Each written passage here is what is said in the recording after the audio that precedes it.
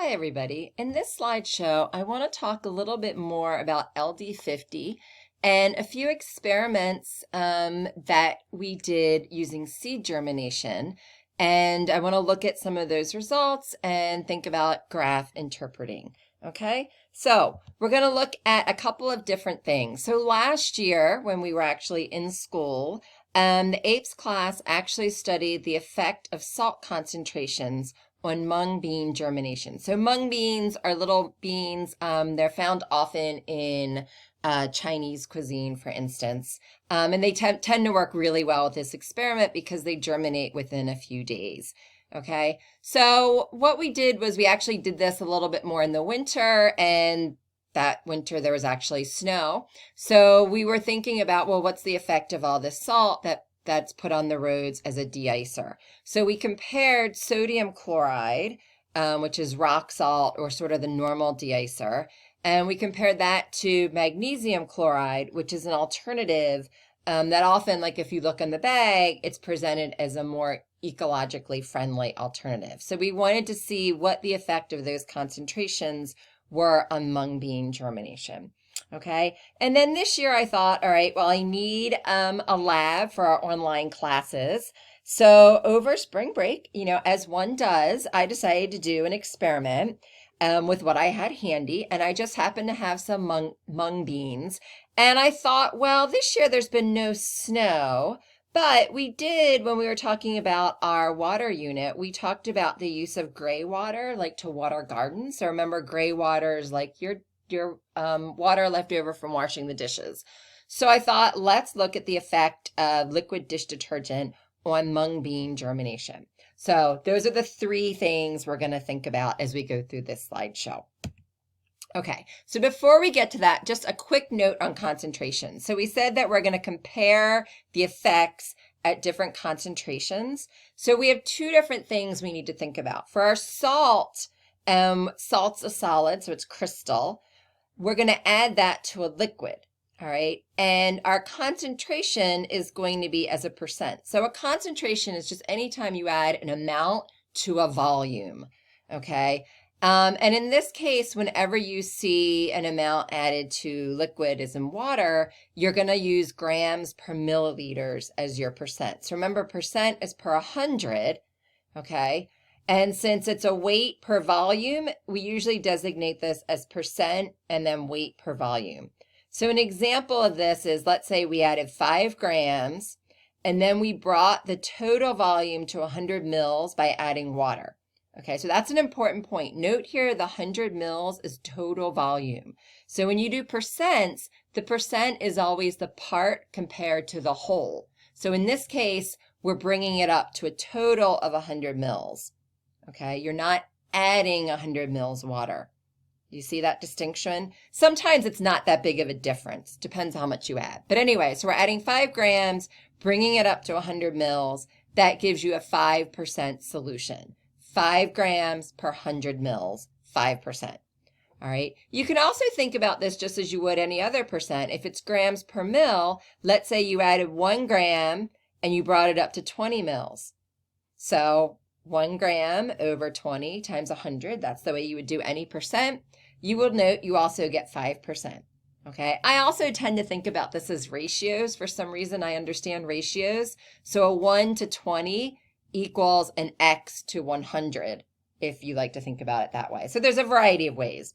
All right, if you have 2 liquids, so like my liquid dish detergent, then we're just doing percent is volume to volume. So that's pretty straightforward. So if we have 5 mils and we bring it to a total of 100 mils, you get a 5% solution.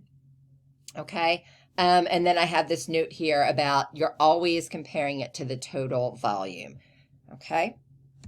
All right, so here's our mung bean experiment. So I already said we use different concentrations of sodium chloride, which is basic salt, table salt, and magnesium chloride.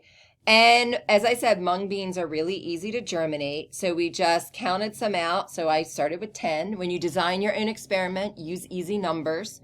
So we put 10 per concentration on some filter paper. And then we just added enough of the liquid to keep the mung beans wet.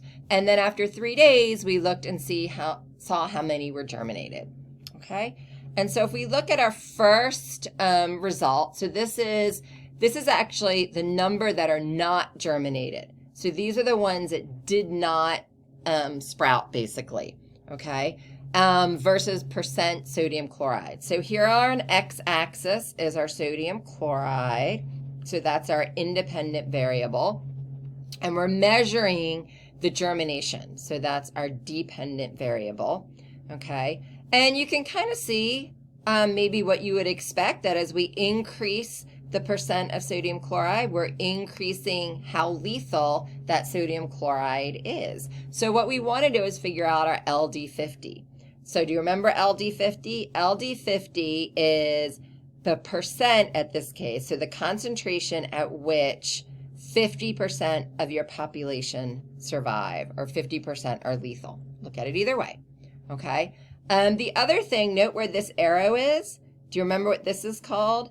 This is denoting that there are some concentrations where at least you don't see any effect, and then there's a threshold here where above that concentration you're going to start seeing effect. So that's the threshold concentration, right? And then here's how we would determine our LD50. So you go to 50%, you come over, find where it intersects the curve, and then you come down, all right? And then you should get, this is divided up into 5, so that's 1.6. And if we wanted to really be good and add our uncertainty, it would be maybe 1.61, 1.62% sodium chloride is our LD50. Okay. All right. So let's look at magnesium chloride. And you may note that this curve looks different. All right. So this looks like a shallower slope here. And we did the same thing. And now when we look at our LD50, note it's going to be, what, about 2.4% magnesium chloride. And in this case, that 0.4 is our uncertainty because we only know the 0.5 over here. All right, so now what you want to do when you're answering your questions is think about what that means. So the LD50 for magnesium chloride is higher than it is for sodium chloride. And what does that mean? So you might want to come back to these graphs at some point. All right, so now we want to think about our my spring break lab. So this was the detergent that I used, Wegmans Advanced, and I wanted to show you what the ingredients were. Again, this is something else you might want to come back to. And here's my bag of mung beans, so you can kind of see what they look like.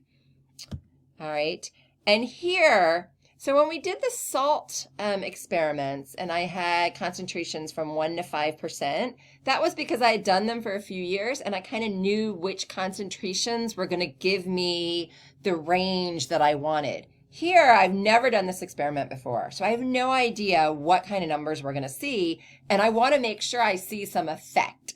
All right, so one way to do this is to make a large number of dilutions that cover a large range. And one of the things we can do is do serial dilutions. So we're going to make dilutions in series where you start with, like, let's say 10%. So 10% would be 10 mils of detergent per 100 mil total. And then I use that. I do a 1 to 10 dilution to make 1%. All right. And then I take a 1 to 10 dilution of that to make 0.1. A 1 to 10 of that to make 0.01. So you're using the previous one to make the next one. And this allows you to really quickly make a large range, and you can get pretty small, and I don't have to worry about measuring anymore. And that was really helpful at home because I only had teaspoons, which teaspoon is 5 mils. So I could measure 10 mils for this first one. But after that, it was easier just to make dilutions than to do any measuring. Okay. And then just for note here, especially if you ever go on and take chemistry in college, you can figure out how much to add for dilutions by using this formula C1V1 equals C2V2. So over here are your initial concentration and your initial volume, and here's your final concentration and your final volume. All right, and you may, those of you that like proportions and ratios may recognize that that's all we're doing here. So we're taking, in this, let's say we have 8% and you want to make 10 mils of a 5%. All right, so we're starting with our concentration is 8%. We don't know how much of that we're going to add, but we know we're going to make 5% and a total of 10 mils. So we just solve for V1, and we realize that we have to add 6.25 mils to bring this up to 10 mils to get our 5%. Okay? All right. So here are our results from our liquid dish detergent.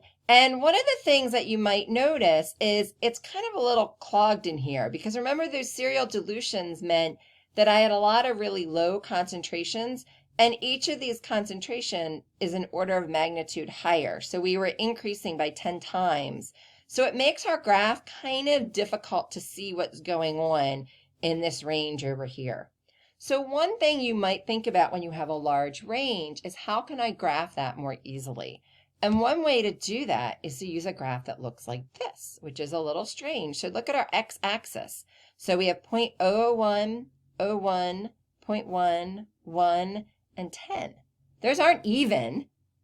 So this is actually, the even here are logs. So this is 10 to the minus 3, this is 10 to the minus 2, 10 to the minus 1, 10 to the 0, 10 to the 1, okay? And so this is what we call a log scale. And this graph is a semi-log graph because the y-axis is normal and our x-axis is a log scale.